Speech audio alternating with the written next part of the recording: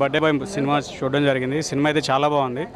ఒక 2 అవర్స్ అనేది ఒకటే సింగిల్ రూమ్లో కూర్చోబెట్టడం అనేది డైరెక్ట్ మామూలు విషయం కాదు.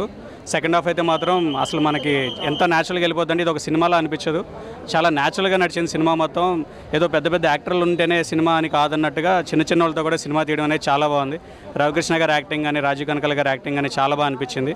And brother and sister relation and ఆ ఎమోషన్ కూడా చాలా బాగా అనిపించింది. సినిమా హిట్ అవ్వాలని కోరుకున్నాం. థ్యాంక్ యూ భయ్యా. ఇప్పుడే బర్త్డే బాయ్ అనే మూవీ చూసాను. చాలా అంటే చాలా బాగుంది. నిజంగా డైరెక్షన్ అయితే అదిరిపోయింది భయ్యా. విస్కీ గారంట సూపర్గా ఉంది. సినిమా అయితే అసలు వేరే లెవెల్లో తీసారు. చాలా రోజుల తర్వాత ఒక మంచి సినిమా చూసినంత హ్యాపీగా అయితే ఉంది. ఒకటైతే చెప్తా భయ్యా, సూపర్గా ఉంది భయ్యా. నిజంగా ఫస్ట్ 15 మినిట్స్ అయితే ఫుల్ కామెడీ. అసలు 15 మినిట్స్ అయితే నాన్ స్టాప్గా నవ్వుకుంటూ ఉన్నా. అసలు ఎక్కడ కూడా ఇంత అంటే ఇంత కూడా ఆ ఇంటెన్షన్ అనేది లేదు. ఫుల్ కామెడీ ఉంటుంది. తర్వాతకి నిజంగా ఇంటర్వెల్ బిఫోర్ అయితే హైలైట్. నిజంగా సెకండ్ హాఫ్ కోసం మాత్రం సిస్టర్ సెంటిమెంట్ కానీ బ్యాక్గ్రౌండ్ మ్యూజిక్ కానీ ఆర్ఆర్ఐ కానీ ప్రొడక్షన్ వాల్యూస్ కానీ రాజీవ్ కనకాల క్యారెక్టర్ ఎవ్రీథింగ్ చాలా అంటే చాలా బాగుంది. నిజంగా ఇంత మంచి సినిమా అందించిన విస్కీ గారు అయితే సూపర్ సార్. నిజంగా డైరెక్షన్ అయితే అల్టిమేటెడ్గా ఉంది. అలాగే ప్రొడక్షన్ వాల్యూస్ కూడా ఎక్కడ కాంప్రమైజ్ కాకుండా ఇంత అద్భుతమైన సినిమా ఇస్తారని మాత్రం ఎవరు ఎక్స్పెక్టెడ్. నాకు తెలిసి ఈ ఫ్రైడే మాత్రం ఇస్ ఏ బంపర్ హిట్ అనమాట. అసలు ఎక్కడ కూడా సినిమా అనేది ఇంత ఇంటెన్షన్ కూడా కలిపి అంటే ఏమవుతుంది అన్న ఇంటెన్షన్ అయితే చాలా బాగా చూపించారు. సెకండ్ హాఫ్ మొత్తం సస్పెన్స్ భయ్యా. ఆ ట్విస్ట్లు కానీ ఎవ్రీథింగ్ చాలా బాగుంది. ప్రతి ఒక్కరి క్యారెక్టర్ కూడా నేను చాలా కనెక్ట్ అయిపోయినా. అలాగే రవికృష్ణ గారి క్యారెక్టర్ కూడా చాలా బాగుంది. Everything super brother. అసలు సినిమా మొత్తంలో హైలైట్ అంటే నిజంగా అసలు ఆ స్టోరీ కానీ ఆ డైరెక్షన్ కానీ ఎవ్రీథింగ్ చాలా పర్ఫెక్ట్ ఉంది. నీట్గా ఉంది. ప్రతి ఒక్కటి కనెక్ట్ అయిపోద్ది. చాలా బాగుంది భయ్యా. సినిమా అయితే సూపర్. బర్త్డే బాయ్ చాలామందికి బర్త్డే బాయ్ అంటే ఏదో పార్టీనో విషెస్సో లేకంటే ఇంకోలాగా వినపడుతుంది కనపడుతుంది. బట్ ఈ సినిమా చూసిన తర్వాత బర్త్డే పార్టీ చేసుకోవాలన్నా కూడా ఆలోచిస్తారు ఎలా చేసుకోవాలి, ఒక ఇలాంటి ఇన్సిడెంట్ జరిగితే మన పరిస్థితి ఏంటి. ఎందుకంటే ఇది రియల్గా జరిగిన స్టోరీ.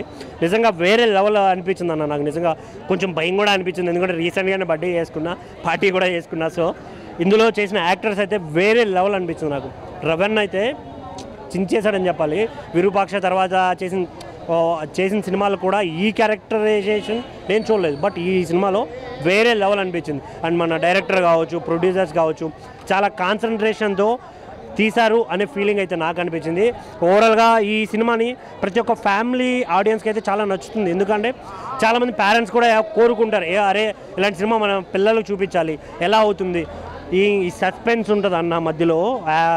వాళ్ళ ఫ్రెండ్ చనిపోయిన తర్వాత వేరే ఎగ్జైటెడ్ అన్న. అసలు నిజంగా ఇది ఎలా చేయించారు ఏంటి అనేది నేనైతే పీక్స్లో ఎంజాయ్ చేస్తూ చూసాను సినిమా. భయ్యా ఇప్పుడే బర్త్డే బాయ్స్ మూవీ చూశాను. అందులో 10 మినిట్స్ అయితే ఫస్ట్ వచ్చేసి 10 మినిట్స్ ఫుల్ కామెడీ, ఫుల్ నవ్వేసించారు. అందరూ యూత్ పోరాగాలు ఈ కాలంలో బ్యాచులర్గా వీడియో తీసేసి నెంబర్ 1 తీసేసుకున్నారు. నెంబర్ 1 వచ్చేసి యాక్టర్ రవికృష్ణ యాక్టింగ్ మాత్రం అదిరిపోయింది భయ్యా. మధ్యలో చెల్లెల ట్రోలింగ్ వచ్చేసి ఈ సినిమాలో మాత్రం హైలైట్. చూడాలి, అందరూ చూడాల్సిన తగ్గ సినిమా. యూత్ఫుల్గా చూడాల్సిన సినిమా కంపల్సరీ. ఇది ప్రతి ఒక్కరు చూడాల్సిందిగా కోరుతున్నాను. మెయిన్ ట్రోల్ వచ్చేసి రాజీవ్ కనకాల యాక్టింగ్ మాత్రం ఇరుగా తీశాడు భయ్యా. ఈ యూత్ కాంపిటీషన్లో వచ్చిన ప్రతి ఒక్క సినిమా ఇలాగ రావాలని కోరుకుంటూ ఓకే భయ్యా, థ్యాంక్ యూ.